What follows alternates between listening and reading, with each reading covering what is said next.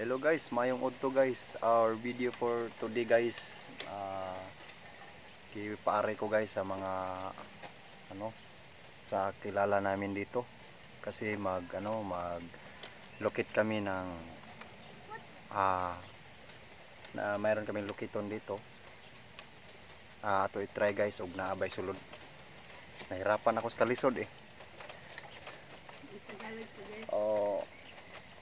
Ato so yan og lukit guys ng ilang area din eh. Tanaw na to og naabay sulod nila area kay pa testingan man.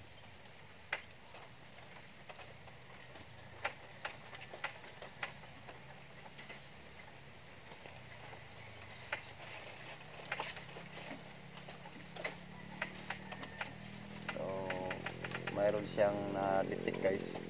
So dito sa punong mangga ba to? Bamboo. Kawayan. Kawayan. Itong kawayan na to ay matagal na to sa panahon pa na tong panahon pa ni kuan kupong-kupong.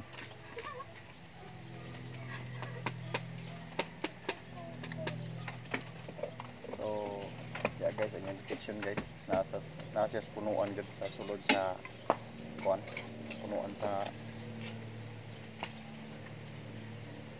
kawayan. So naali siya guys.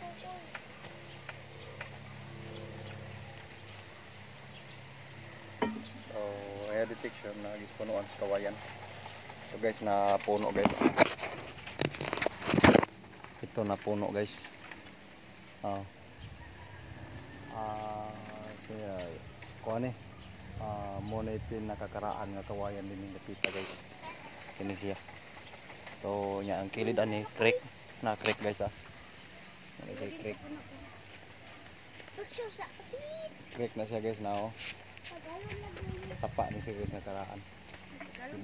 O nya matod pa kuno sa kuan guys, matod pa kuno sa kanang mga katigulangan dire. Igbahaan niya dire. Igbahaan niya dire kining sa pa kun mubaha ni siya guys na kun moagi kunong barko ni Maria Cacao dire napita kini sa paa. Igbahaan ni moawas ni sa una niya mukuha og tao guys kini nga sa paa. So nay sa panahon dire nga mubaha ni siyang creek.